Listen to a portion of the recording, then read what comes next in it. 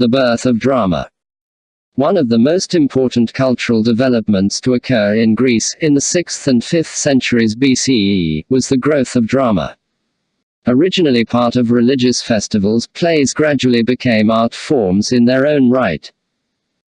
The drama, and ultimately the theatre, grew out of annual festivals held in honor of the god Dionysus, who was the god of wine, intoxication, and ecstasy, a word that implied a way of losing yourself in an alcohol-induced frenzy, and becoming one with the god. Dionysus was also regarded as the god of reproduction, and of the life force of all living beings. However, because ecstasy also implied a loss of self-control, leading to insanity, another view of Dionysus was that he was the god of confusion, destruction, and death. For this reason, he was considered to be the god of the whole of life in all its aspects. Festivals. Festivals held in honor of Dionysus involved processions of devotees wearing masks, and dancing and singing. This type of procession of ordinary citizens was called a kamos, and was usually quite riotous. The words sung by the kamos revelers were generally satirical, and probably involved repartee with onlookers. Comedy seems to have developed from this exchange of backchat. Tragedy had a different origin. At more solemn festivals for Dionysus, a chorus would chant or sing a narrative poem called a dithyramb, which told the story of a Greek myth. In time, the leader of the chorus began to step out from the chorus, and assume the role of a character in the myth. The person generally credited with this innovation was the chorus master and poet Thespis, who is thought in the 6th century BCE to have introduced an actor wearing a mask to speak lines in between chanting from the chorus. The poet-dramatist Aeschylus, who lived under 525 and 456 BCE, later introduced a second actor, which laid the foundation for the development of drama. Thespis was a writer, composer, choreographer, director, and actor all in one. Such a person was known as a tragoidos or a goat bard, probably because the tragoidoi took part in a competition that awarded a goat as the prize. The word tragedy is supposedly derived from tragoidos. In the middle of the 6th century BCE, performances of tragedy, and competitions among poets were the heart of the newly established Great Dionysian Festival, held every spring in Athens. Each year, a wooden stage and wooden stands for spectators were set up in the agora or the public square where the assembly was held, but one year in the 5th century BCE, the stands collapsed. The accident resulted in the building of a new theatre on the south slope of the Acropolis close to an existing shrine to Dionysus. This theatre consisted of a natural auditorium, formed by the curve of the hillside, and overlooking a circular orchestra at the base of the hill. The orchestra was where the chorus and the actors performed. This plan was followed by all later Greek theatres. The festival lasted for 5 days and 5 nights. On the first day, there was a great procession and offerings were brought to Dionysus. This was followed by a dithyramb competition, an impressive spectacle with 10 boys' choruses, and 10 men's choruses of 50 singers each. The day closed with a kamos procession, usually involving a masquerade, and plenty of rough merrymaking. On the second day, the dramas began, and 5 comedies by 5 different authors were performed. Each of the following 3 days then featured a tetralogy, 3 tragedies and a satyr play by a single author. The satyr play featured a chorus of clownish satyrs, who were creatures that were half goat and half man, and was intended to provide comic relief after a long day of tragedy. The 8 authors chosen to challenge each other for the best comedy and tetralogy at the festival were selected by the archons magistrates. The archons then looked for charagi, literally meaning chorus leaders, to act as producers. These charagi were wealthy people who were obliged to pay most of the costs of the event, from their own pockets, with the rest being paid for by the state. After a lengthy pre-festival period of rehearsals, the festival performances were all given. The jury that decided the winners was a committee of 10 people, chosen by lot. 1 dithyramb chorus, 1 comedy, and 1 tetralogy were selected as the winning pieces, and the corgi of the winners shared the honors. The chorus Greek theatre in the 5th century BCE was dominated by the chorus. Comedies had a chorus of 24, tragedies 12 or 15.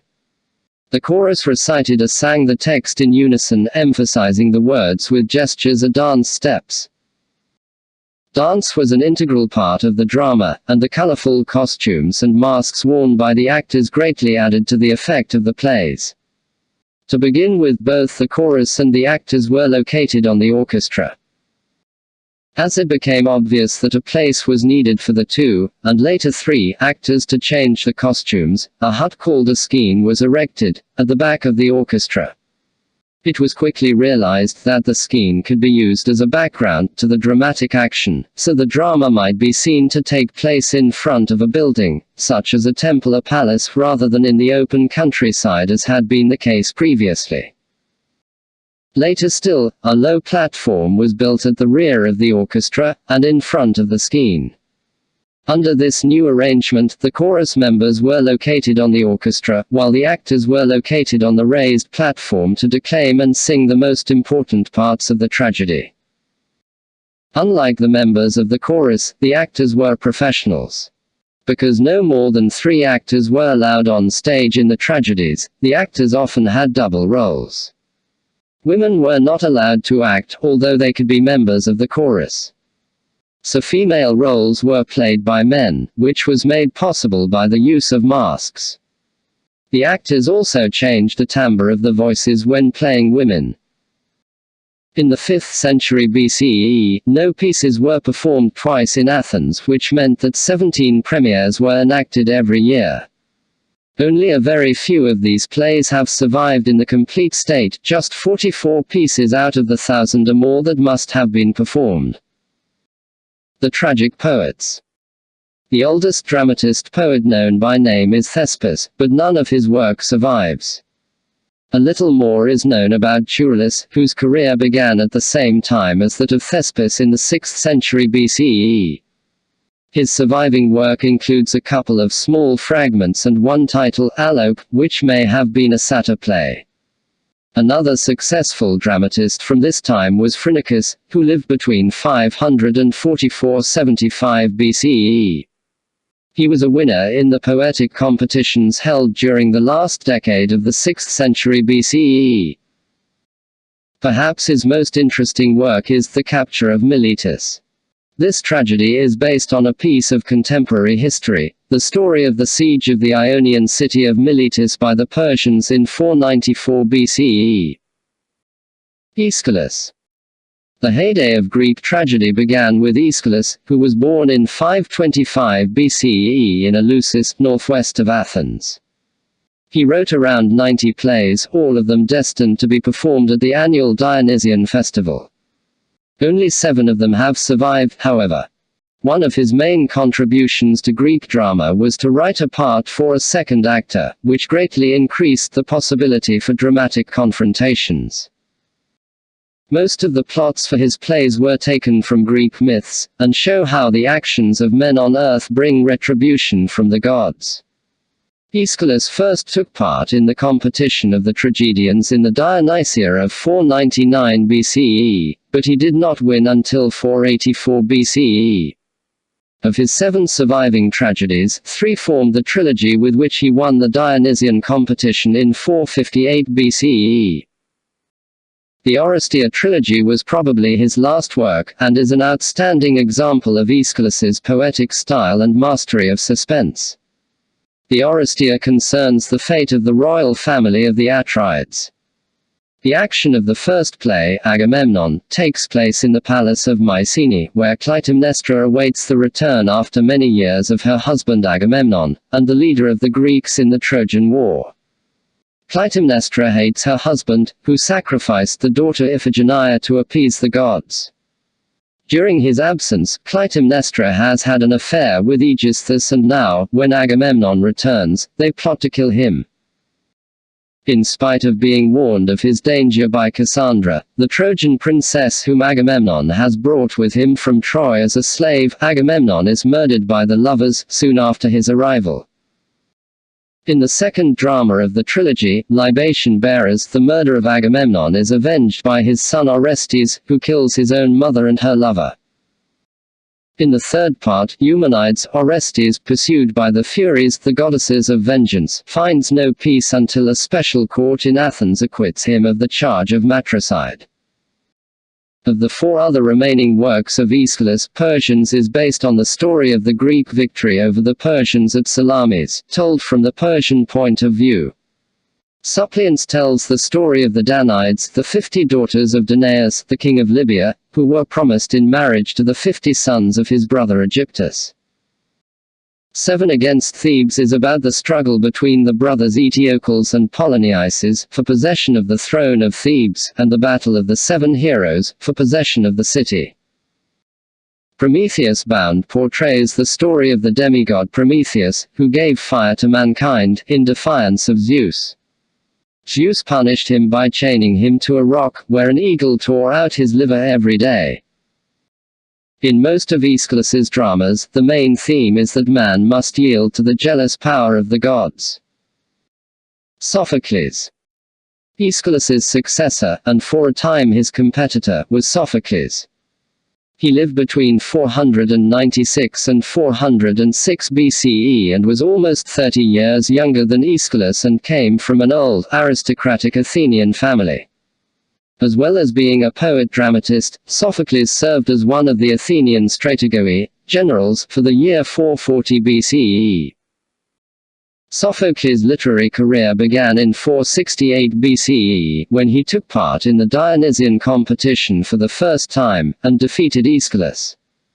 Sophocles won the competition another 18 times. Although Sophocles was the most popular tragedian of Athens, only 7 of his estimated 123 tragedies have survived. Sophocles was an innovator. He was the dramatist who first introduced a third actor on the stage, a convention later taken over by Aeschylus.